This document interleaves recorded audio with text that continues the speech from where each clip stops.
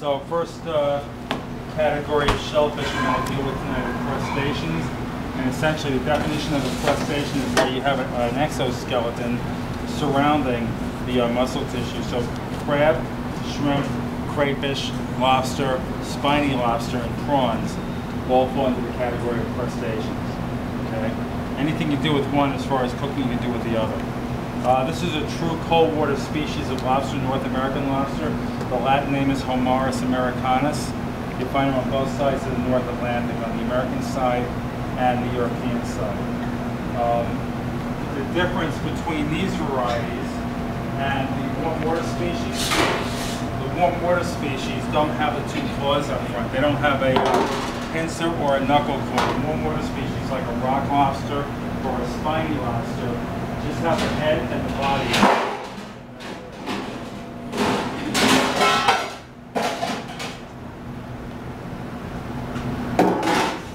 Now, as far as the anatomy goes, you have the knuckle claw, you have the pincer, you have the head. The eyes are right over here. The brain is right behind the eyes in there. The central nervous system runs down that way. You have 4 sets of arms here. These are the crawlers. You have all these little fins right here. Those are the swimmerettes. And you have the tail fin back here. And that would be the tail, and that would be the head. Okay. When you purchase these in the United States and you buy them live like this, they have got to be cooked off from their live state. Normally what you do is you stun them first and kill them, and then you start disjointing them and dismembering them, or what they call dispatching them. You never start ripping apart the appendages while they're still conscious. You want to stun them and knock them unconscious first. When you buy these in the U.S., they come packed. You can't sell them unless they're over 12 inches long and over 1 pound of weight. For every pound of weight, 3 to 5 years of age approximately. So a 1 pounder is 3 to 5 years old, a 2 pounder is 6 to 10 approximately, a 3 pounder 9 to 15. The most profitable weight category are the 2 pounders. They get marketed in quarter-pound increments from 1 pound to 2 pounds, and then in half-pound increments from 2 pounds on up. The 2 pounders yield about 10 to 12 ounces of edible flesh, making them the most profitable. Okay.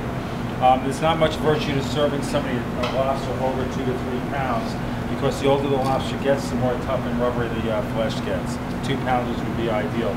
These are, this one's about a 1 1/4. This one is just a little under, it looks like 1 1/2, but they can't be less than 1 pound or less than 12 inches long when you buy them.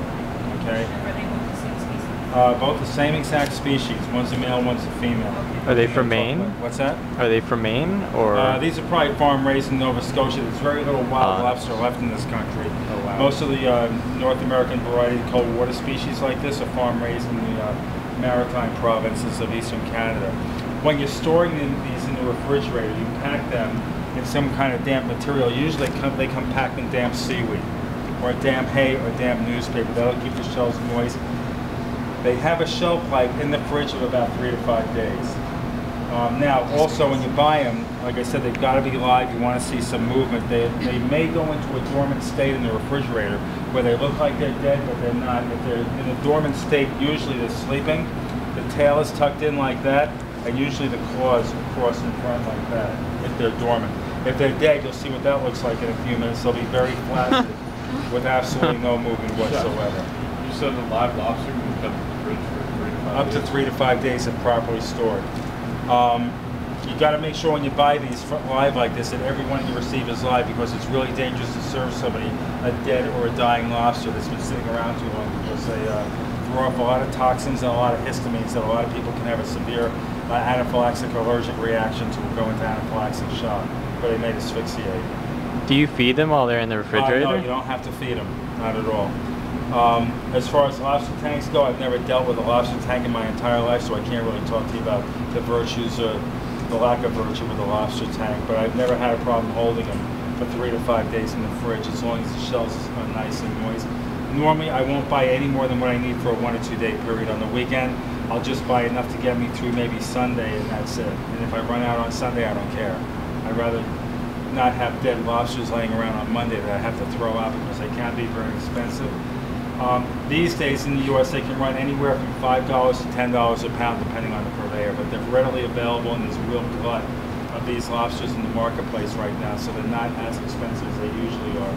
You can also buy something that's cheaper, that's half the price, called a cull, where it's missing one of its appendages. These animals actually have the ability to grow back their appendage. They actually cannibalize each other in the wild. Oh, wow. So if they're missing a claw, you only pay half as much. That's called a cull.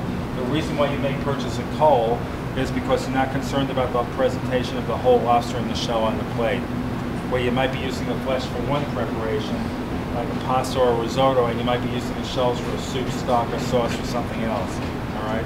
So if these are about $7.50 a pound on the average wholesale, the culls are about anywhere from $3 to $3.95 a pound. Those are good for stock, right? Those yeah, they're great for stock, soups, and sauces. But you can also extract out the meat and use them in other preparations like salads, pastas, risotto, things like that. Garnish for soup. Okay. Now the way you can tell the difference between the male and the female, this is the male.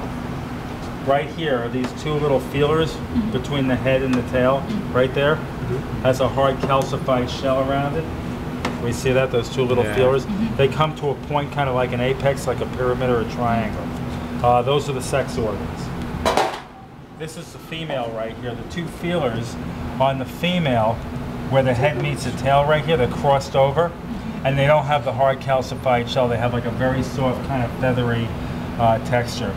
And there's some purists who contend that the flesh on the female is more desirable than the flesh on the male, because they contend that the flesh on the female tends to be a little more sweet, milder in flavor, and a little more tender. I don't eat enough lobster to be able to discern that difference, but some purists contend that that's definitely the case. Okay, and you'll also notice that the claws usually come either pegged or banded.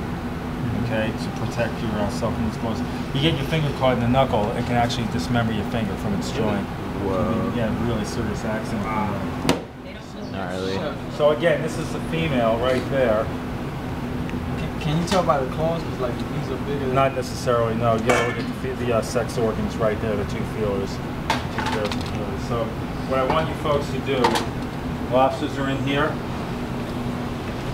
I want each person to take a lobster out of here, get it on your cutting board, and then come back here.